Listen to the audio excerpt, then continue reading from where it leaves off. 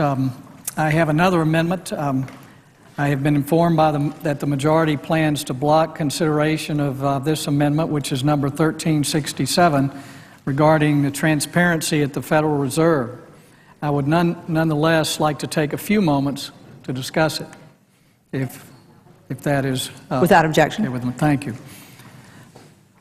The Federal Reserve, the unelected central bank of the United States, enjoys a monopoly over the flow of our money and credit, but has never been completely transparent and accountable to Congress since its creation in 1913. Since 1913, our dollar has lost more than 95% of its purchasing power. My amendment is called the Federal Reserve Sunshine Amendment, and it is modeled after legislation sponsored by Representative Ron Paul of Texas in the House and our colleague Senator Sanders of Vermont here in the Senate. This amendment amends Section 714 of Title 31 of the U.S. Code to remove existing restrictions on how the Government Accounting Office can audit the Federal Reserve. With these limitations gone, the Fed's discount window operation, funding facilities, open market operations, and agreements with foreign central banks and governments would all be finally open to congressional oversight. The Government Accounting Office would be required to audit the Fed by the end of 2010 and to report its findings to Congress. Every dollar created by the Fed has an effect on the value of the dollars in our pockets and bank accounts. We need to pay more attention to the effect of Washington decisions, whether fiscal policy made by Congress or monetary policy made by the Fed. They all are ultimately borne by the American people. The Federal Reserve will create and disperse trillions of dollars in response to our current financial crisis.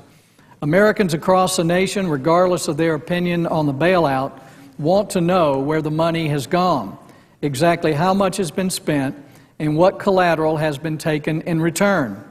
That is why you see so much bipartisan support in the House in Bernie Sanders and Jim DeMint being on the same side in the Senate. Inflation is a hidden tax, and we unfortunately forget about it too often when we are debating spending bills here in Congress. Our fiscal actions, higher deficits, increased long-term debt, entitlement obligations will necessarily need to be paid for by printing new money or borrowing more money from an increasingly skeptical world.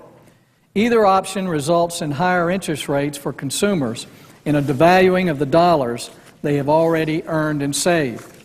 Allowing the Fed to operate our nation's monetary system in almost complete secrecy leads to abuse, inflation, and a lower quality of life for every American. Unfortunately, the majority has decided to use a procedural tactic to block a vote on this amendment by invoking something called Rule 16. This is a rule that prevents policy being added to spending bills. The majority claims that we do not legislate on appropriation bills. Of course, that is false. In fact, there are already Rule 16 violations in the bill we're trying to amend. We also saw this majority airdrop the Cash for Clunkers program into the recent supplemental appropriation bill.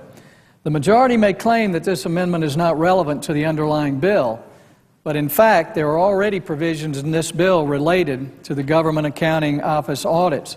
So this language is quite appropriate on this bill. The legislation has already received the support of more than 1/2 of the House of Representatives within a few short months of its introduction. It's time for the Senate to show its support. Mr. President, I would like to ask the Majority Leader again to allow a vote on Amendment 1367 regarding a GAO audit of the Federal Reserve. Senator from Nebraska. Oh, I'm sorry. Not yet. Madam President, I'd like to call up Amendment 1367. Without objection, the clerk will report. The Senator from South Carolina, Mr. DeMint, proposes amendment number 1367. Senator from Nebraska. I make a point of order against the DeMint amendment that it's legislation on appropriations. Madam President? The point of order is well taken. The amendment I regret the objection. The amendment falls. If I would like to make just a few comments about that, since the other side is arguing that Rule 16 applies here. My amendment contains language to an existing GAO audit of the Federal Reserve because it is legislative in nature, and in other words, because it actually addresses the audit itself and not just the funds for the General Accounting Office. They say because of that it's out of order. And Madam President, I'd like to ask a parliamentary inquiry. Is the language in Section 1501B dealing with an existing GAO audit of the National Transportation Safety Board legislative? It is. I thank the Chair. Does it violate Rule 16? It does. So the Democrats are suggesting that it is somehow illegitimate for me to offer an amendment dealing with an existing GAO audit when they themselves have included language dealing with other audits that flatly violates Rule 16. Madam President, just further parliamentary inquiry. Is the language in Section 1501C regarding a GAO audit of local educational agency spending legislative in nature and in violation of Rule 16? Yes. I thank the Chair. What about Section 1501D, which repeals a GAO audit of small business participation in the Alaska National Pipeline? Is that legislative in nature, and does it violate Rule 16? Yes, it is.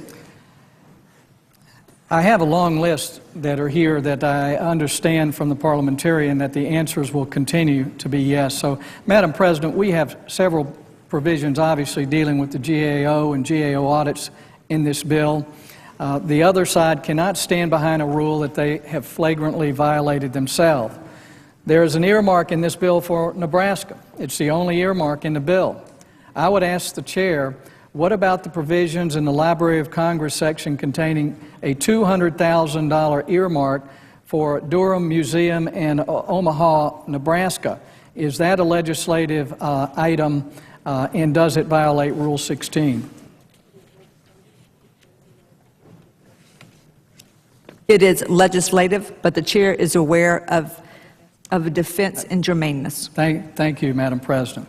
Well, then, would it be accurate to say that the provision contains legislative language that meets the definition of Rule 16, even though it is arguably germane to the House language? It is legislative in nature. Well, thank you, Madam President. I think I've made my point, and I won't take this any further. Clearly, there's a double standard here. One of the most, I think, sought-after amendments that we have probably brought up in the House and the Senate since I've been here is an audit of the Federal Reserve.